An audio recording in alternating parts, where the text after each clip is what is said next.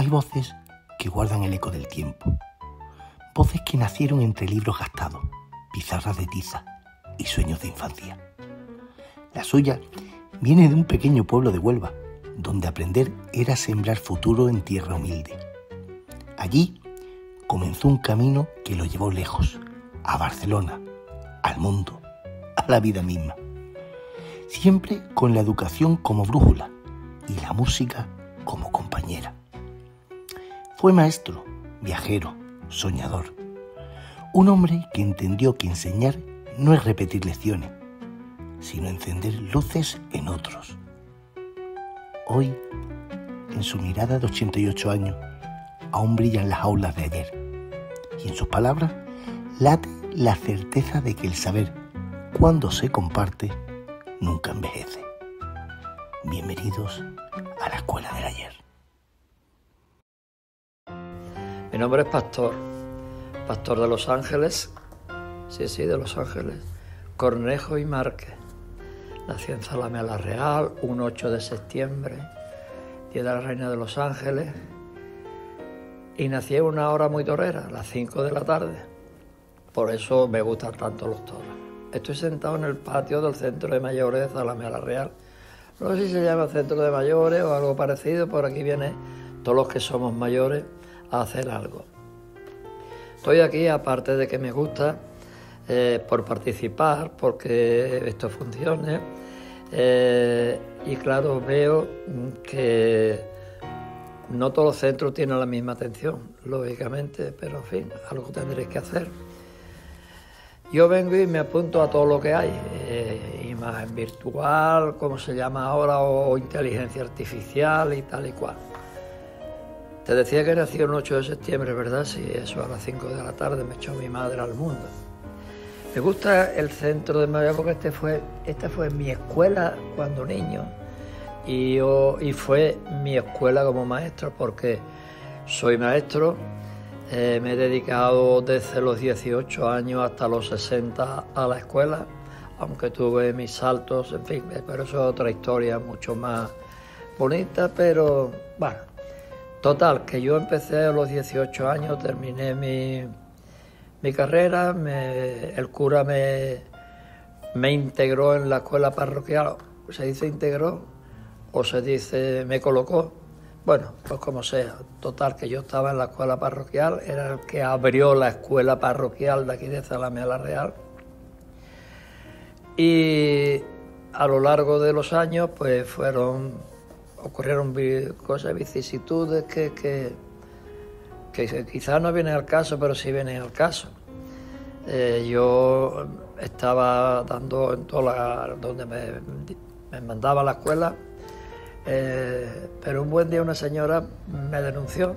Sí, no os asombréis, esto era en el año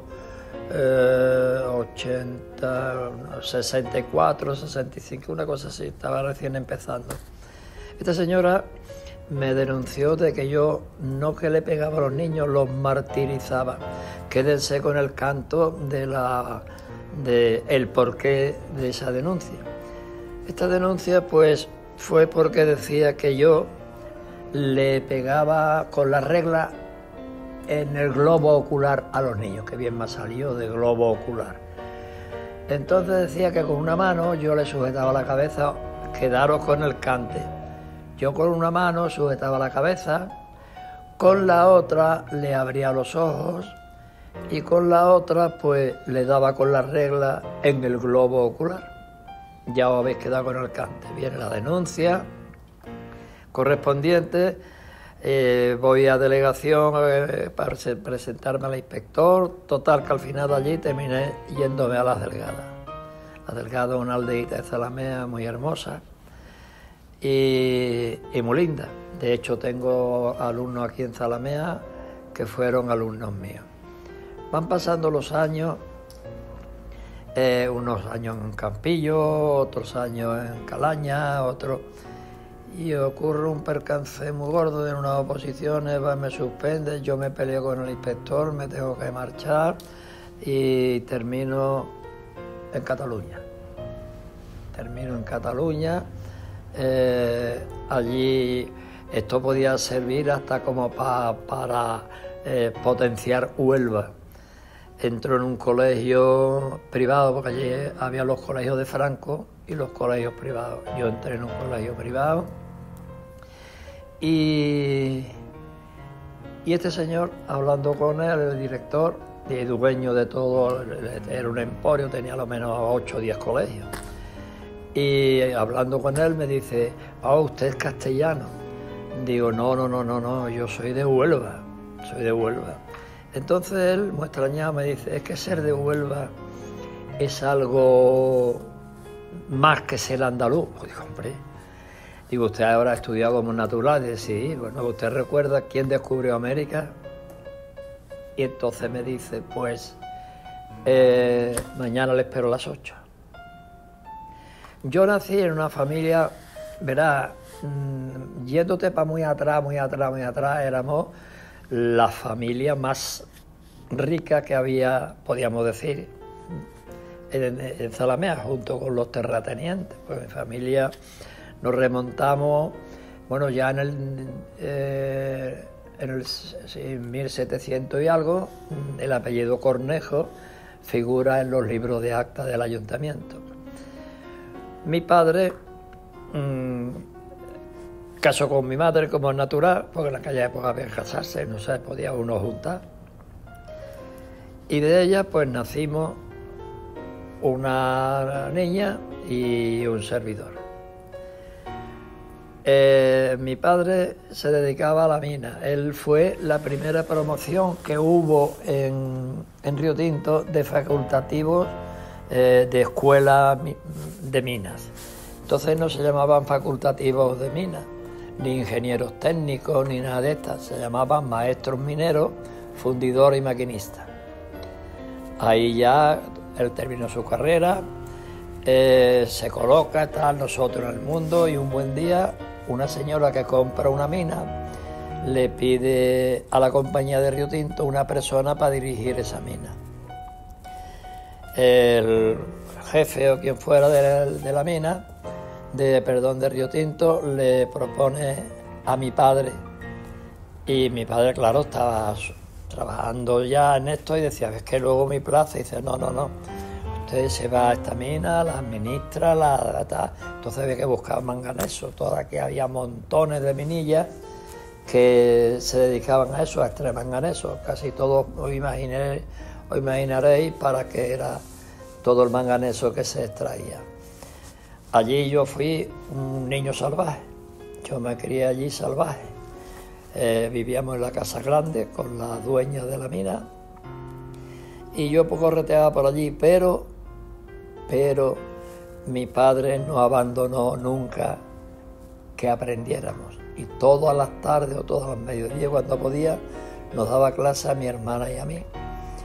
Lo que antiguamente se llamaban las 4 reglas. Además, con una particularidad, porque mi padre era un enamorado de la música. Él era músico, tocaba casi todos los instrumentos. El único que no le vi tocar nunca fue la guitarra.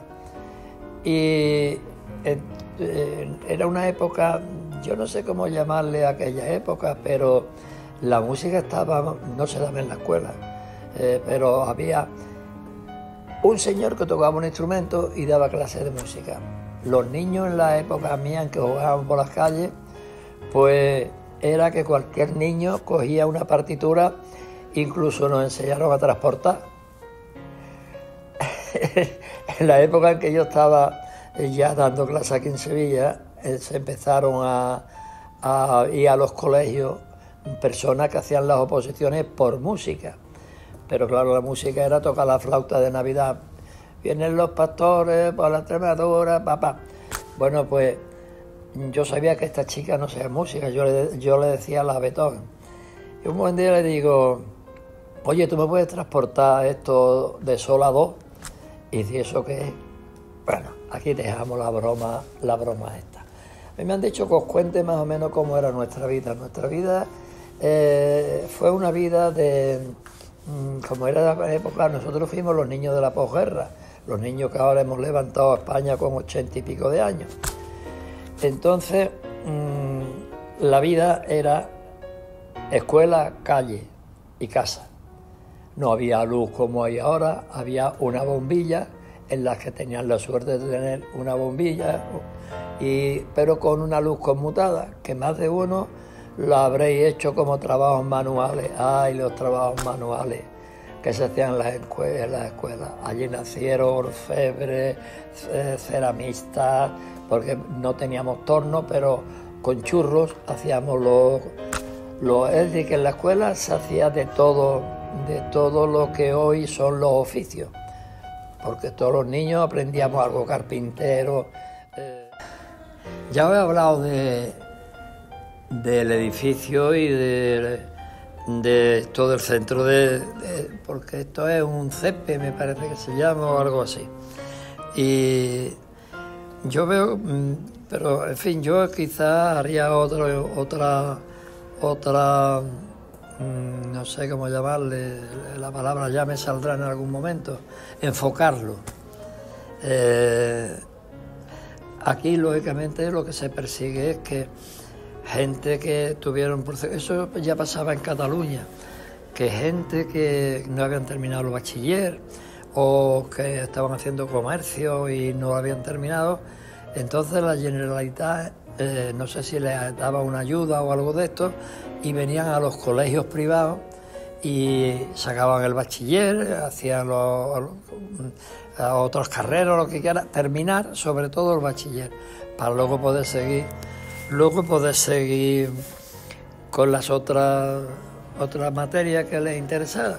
Yo tuve la suerte de trabajar con unos cuantos que querían ser policías y entonces venían a una hora determinada a prepararse para ser policías, porque emigraron muchísima gente de toda España. Fue una época, los años 60 fueron horrorosos. No solamente se quedaban ya en Cataluña, sino que saltaban a Alemania y todos estos países. ¿Cómo era la vida? Voy a seguir contando cómo era la vida de los años 40 para adelante. ¿Os parece bien así? Bueno, verá, estos años no es que fueran unos años de miseria, no había para tirar cohetes, pero por ejemplo cuando venían las ferias de los pueblos, durante todo el año estábamos haciendo lo que se llamaba una alcancía. La alcancía, los catalanes le dicen guardiola, la guardiola le llaman los catalanes. Entonces aquí en Andalucía las madres nos daban a lo mejor los domingos un real para pasar el domingo. De ese real guardábamos 15 céntimos. ¿Qué era un real? Pues un real era una cuarta parte de peseta. Ustedes habrán oído, y el maestro debe de enseñarla, un cuarto de peseta. Entonces se componía de 2 monedas de perra gorda y una de 5 céntimos. Bueno, pues una de perra gorda y de 5 céntimos se guardaba en la guardiola. Cuando llegaba la feria, hoy has abierto la alcancía. Y claro, algunas veces nuestras madres nos abrían la alcancía, que las hacían de madera también, con idea de sacar allí parte del dinerillo que teníamos guardado, pues para poder la casa tirar para adelante, porque había de todo. Había gente que comían todos los días 2 veces y había gente que se acostaban sin cenar. Había de todo. Había niños que a la escuela pues se traía una pera, y la pera le daban 7 niños bocados a la pera. Cuando se lo iba a comer estaba lo que llamábamos el bicho, la semilla que estaba dentro. Era lo que se encontraba. Que se componía las materias. Os he hablado ya del catecismo, que íbamos a la escuela, de geografía. Hacíamos mucho deporte, pero había que ir a los cercados o a las eras. En las eras se jugaba al fútbol con una pelota de trapo. Sí, no os asombraros. Se cogía una piedra, se empezaba a liar paño y luego con cuerdas se le hacía la red. Se le ponía la piedra dentro para que botara un poco y con eso jugábamos. Hasta había amigos que jugaban descalzo,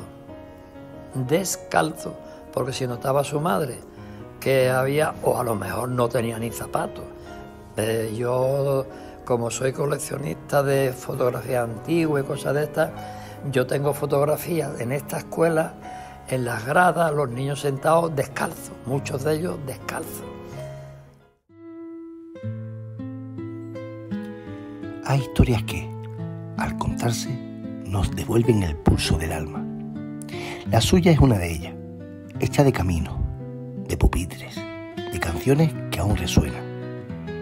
Escucharlo es recordar que la escuela no solo enseña, también abraza, despierta y transforma. Hoy nos deja su testimonio, pero sobre todo su ejemplo, el de quien dedicó la vida a sembrar conocimientos en otros y encontró en la música y en el viaje el hilo que une todas las cosas. Que su voz quede sonando como una campana al atardecer, recordándonos que la educación es, al fin y al cabo, el arte más hermoso de creer en el mañana.